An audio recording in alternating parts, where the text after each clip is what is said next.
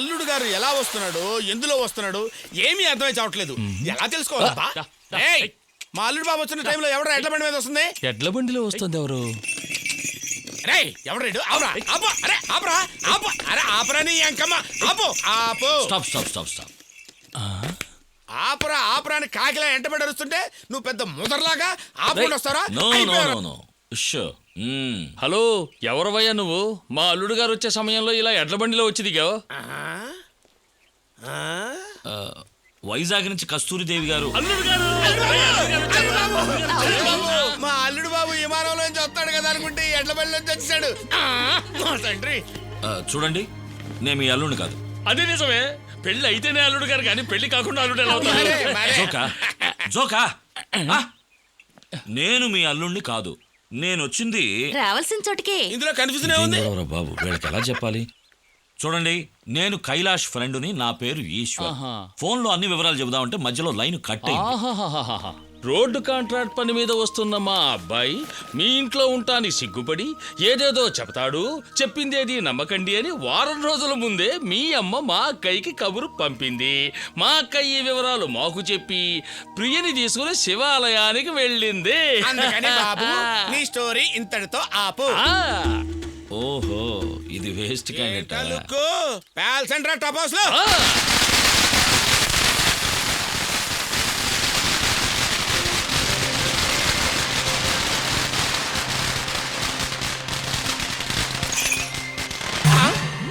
అల్లుడు బాబేడి కనబట్లేదా? అయ్యి బాబోయ్, నా పెళ్ళం కూడా కనబట్టలేదు.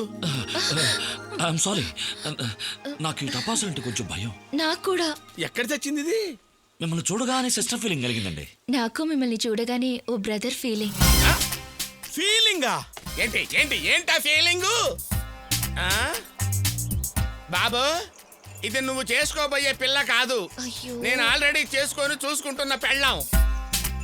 స్వర్ణ, మనకి పెళ్ళై 8 సంవత్సరాలైనా పిల్లలు లేకపోవచ్చు, అందుకని నీ ఫీలింగ్స్ అతని వైపు మాత్రం తిప్పుకోవద్దు.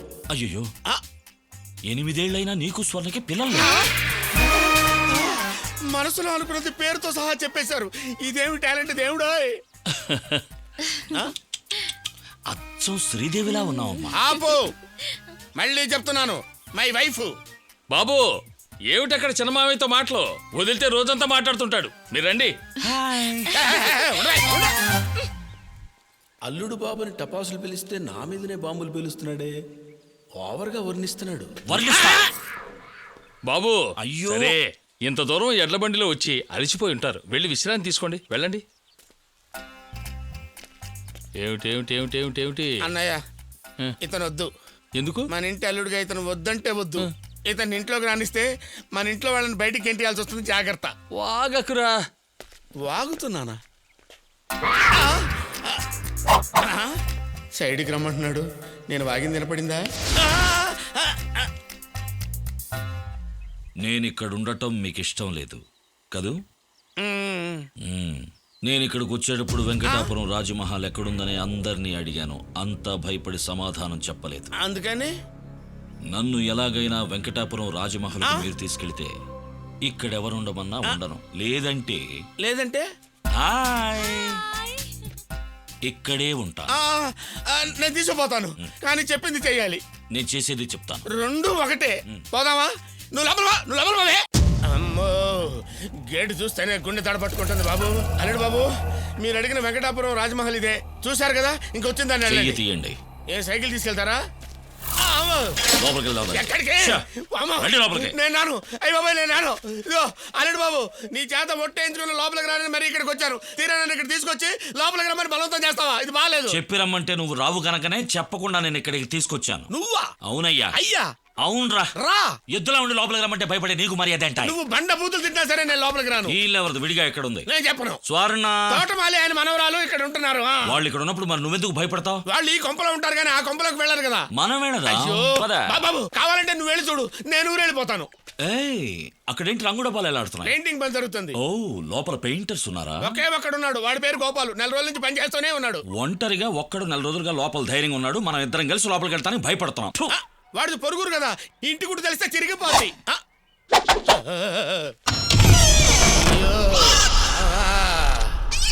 పట్ట పగలే కటికి చీకటిగా ఉంది బాబు. అయ్యా, రాజమహల్ హిస్టరీ నీకేమన్నా తెలుసా? ఈ హిస్టరీ అంటే దీని చరిత్రే కదా. ఈ రాజవంశానికి చెందిన వాళ్ళు 50 ఏళ్ల క్రితం ఈ ఇల్లు వదిలిపెట్టి వెళ్ళిపోయారంట. ఎవడో ఒక పిచ్చి ఎదవా ఈ ఇల్లు కొని ఇంటికి పెయింటింగ్ వేయిస్తున్నాడు. రంగులు పూసి పైన పటారాన్ని తేవచ్చు కానీ లోపల లొటారాన్ని మోయించగలవా? వెళ్ళిపోదాం అల్లుడు బాబు. సరే వెళ్దాం రా. లోపలే కాదు బయటికి. అమ్మో బాబాయ్, ఎరుతల ఎరుతల అది ఎద్దుతల బసవయ్య. ఎద్దుతల కొమ్ములున్నాయి కదా. పైన ఇంకా ఏమున్నాయి బసవయ్య? పైన ఏదో దెయ్యం ఉందంటున్నారు. పిచ్చి వాళ్ళు, శాచం ఉందంటున్నారు. పిరికి వాళ్ళు. అమ్మో 30 ఏళ్ళుగా 30 అడుగుల పెద్ద పావు ఉందంటున్నారు. అందుకే మన గోపాల్ లేడు, గోపాలు పాము. వాడు 4 గంటల తర్వాత పని చేయడంట. ఒకసారి ధైర్యం చేసి 4 గంటల తర్వాత పని చేస్తుంటే ఇంట్లో ఉన్న సామానంతా వాటంతట అవే పైకి లేవటం కింద పట్టడం దడదడలాడించేసింది. దాంతో వాడు భయపడిపోయి దడబుట్టి 4 గంటలకే ఎస్కేప్ అయిపోయాడు. అయినా అల్లుడు బాబు అంత భయపడి తెచ్చేవాడు. అల్లుడేడి బాబు, అల్లుడు బాబు, అయ్యో నాకు వేసావా సోపు బాబు. అమ్మో నన్ను ఇక్కడ వదిలేసి వెళ్ళిపోయావా? ఇప్పుడు నేను బయటికి ఎలా వెళ్ళాలి? ఒరే గోపాలు, నన్ను ఏదో రకంగా బయటికి పంపించరా బాబు. అయ్యా గోపాలు, ఒరే గోపాలు ఇప్పుడు ఉంటుందిరా. గోపాలు, గోపాలు, గోపాలు, అయ్యో దడబుట్టి చేస్తాను రా గోపాల, గోపాలు. దడబుడతాను బాబాయ్. అయ్యో సింహం బాబాయ్. అయ్యో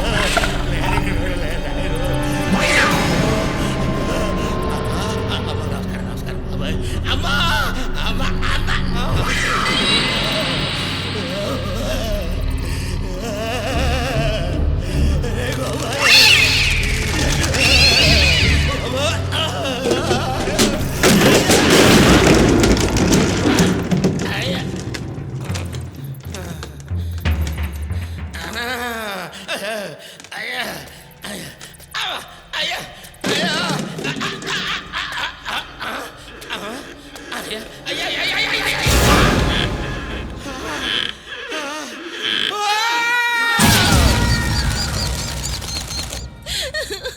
నువ్వు ఊరుకో.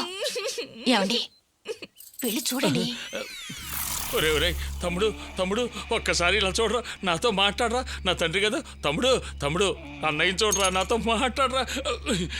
ఏమయ్యా వీడు నా బంగ్లాకి తీసుకెళ్తాను నీకు చెప్పానా? ఇప్పుడు చూడు, పురావస్తు పరిశోధన శాఖ వాళ్ళ తవ్వకాల్లో బయటపడ్డ ఆ విట్టి శిల్పంలో ఎలా నుంచున్నాడు. ఇప్పుడు నేనేం చేయమంటావు చెప్పు?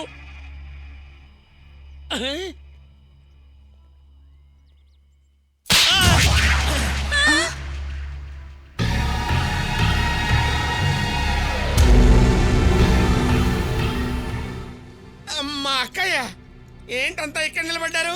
ఏం జరిగింది? అమ్మ నమస్కారం. నేను ఎక్కడ మా అల్లుడు గారు? ఈ ఇంటికి కాబోయే మా అల్లుడు గారు ఎక్కడా? ఎప్పుడైతే నువ్వు ఎడ్ల బండిలో వచ్చావని మా వాళ్ళన్నారో అప్పుడే నువ్వు మా అల్లుడు గారు కాదని తెలిసిపోయింది. ఎందుకంటే వారికి పుట్టినవాడు ఎప్పుడూ అలా రాడు. నిజం చెప్పారు అమ్మా. ఇక్కడికి వచ్చినప్పటి నుంచి నేను మీకు అల్లుడు కావాల్సిన వాడిని కాదు అని వీళ్ళందరికీ ఎన్నిసార్లు చెప్పినా ఒక్కళ్ళు కూడా వినలేదు. చెప్పకుండానే నేనెవరో తెలుసుకున్నారు. I really appreciate it. అమ్మా, మా కైలాష్కి ఊర్లో ఉన్న రాజ్మహల్ కొనాలని ఎప్పటి నుంచో ఆశ. ఎస్ సార్, అందుకే నేను ఇక్కడికి వచ్చాను. నేను అతని స్నేహితుడిని, వాళ్ళ ఇంట్లోనే పెరిగాను. నన్ను ఈశ్వర్ అంటారు. వీల్లేదు. వెంకటాపురం రాజమహల్ని అతను కొనటానికి నేనెంత మాత్రం ఒప్పుకోను. ఎందుకంటే అది కొనటం జరిగితే ఆపద అతనికి మాత్రమే కాదు, అతన్ని చేసుకోబోయే మా అమ్మాయికి కూడా. అమ్మా ఎలా చెప్పాలి, మావాడు మీ అమ్మాయిని చేసుకోవటం అడుగు మాటలోనే వచ్చాడు. వాళ్ళ నాన్నగారిని చూసినట్టే ఉంది.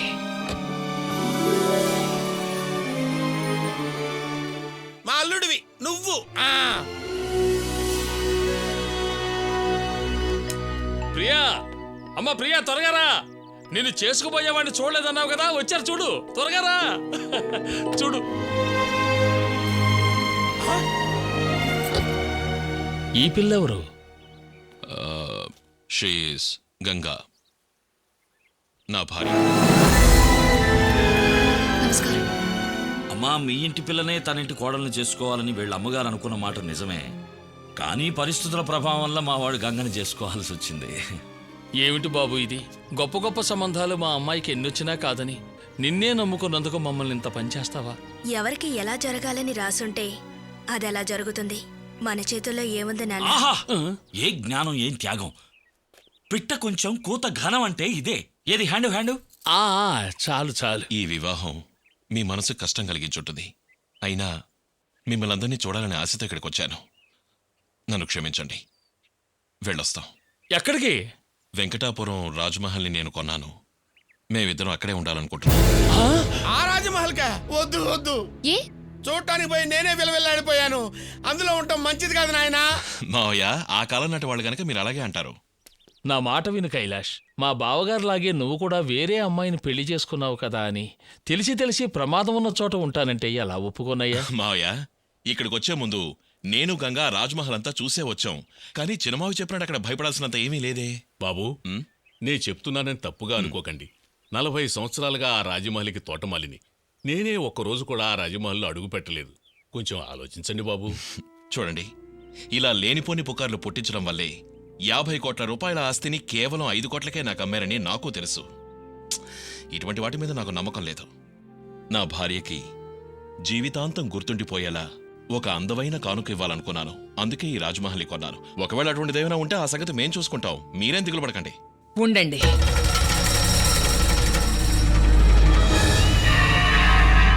వెళ్ళి ఆ మహల్లోనే ఉండండి. ఏంటలా చూస్తున్నావు? ముందు ఆ రాజమహల్ని కొనద్దు అన్న నేనే ఇప్పుడు అక్కడే ఉండమన్నానని చూస్తున్నావా? వాళ్ళు మాత్రమే కాదు, కైలాష్ కాంట్రాక్టు పూర్తయ్యేంత వరకు మనం అందరం కూడా వెళ్ళి అక్కడే ఉంటాం. Sure. వీళ్ళిద్దరు మాత్రమే అక్కడుండి అక్కడేమైనా జరిగితే మన అమ్మాయిని పెళ్లి చేసుకోలేదు అన్న కారణంగా మనమే కావాలని అక్కడికి పంపించామని వీళ్ళమ్మ మనల్ని అపార్థం చేసుకుంటుంది. అందుకే చెప్తున్నాను, మనందరం అంతా పూర్తయ్యేదాకా అక్కడే ఉందాం. అది థ్యాంక్స్ అమ్మా. ఆశీర్వాదం వద్దు తీసుకో. కైలాష్, ఎందుకో? ఇప్పుడు వద్దు. కాంట్రాక్ట్ పని పూర్తిగాని ఆ తరువాత అందరం కలిసి అఖిలాండేశ్వరి దేవి గారి ఆశీర్వాదం అందుకుందాం.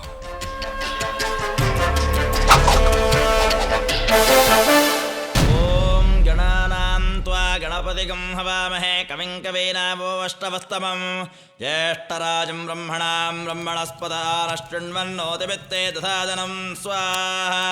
ఓం గణానాం త్వా గణపతిగం హవామహే కవిం కవీనావోష్టవస్తమం. మీ పూజలేవి ఈ రాజమహల్లో చెల్లవు. మీ అంతు చుట్టానికే మీతో పాటు నేను ఇక్కడికి వచ్చాను. వచ్చారుగా, ఇక జరగబోయేది చూడండి. కవీనావోష్టవస్తమం జ్యేష్ఠరాజం బ్రహ్మణాం బ్రహ్మణస్పదానశృణ్వన్నోతిభిత్తే దధాదనం. చూడు కైలాష్, ఏదో మా అక్కయ్య చెప్పింది కదా అని మీతో కలిసి ఉంటాను ఒప్పుకున్నాం అనుకోకు. ఇన్ని సమస్యలున్న ఈ ఇంట్లో భార్యాభర్తలిద్దరినీ విడిగా ఉంచటం అంత మంచిది కాదని ఒప్పుకున్నాం. కానీ చివరిదాకా మేం కలిసి ఉండాలంటే ఒక కండిషన్. ఏమిటో చెప్పండి మావయ్య. ఎట్టి పరిస్థితుల్లోనూ మీరు వెనకున్న మేడ మీదకి వెళ్ళకూడదు. ముఖ్యంగా దక్షిణ వైపు ఉన్న గదిలోకి మాత్రం ఎవ్వరూ వెళ్ళకూడదు. మీరు కుటుంబ సమేతంగా అందరం కలిసి ఉందాం అని చెప్తుంటే మేము ఆ మాత్రం చేయమా? ఎట్టి పరిస్థితుల్లోనూ ఎవ్వరూ ఆ పక్క కన్నెత్తి చూడం. ఏమావయ్యా? చాలా సంతోషం. వస్తాను.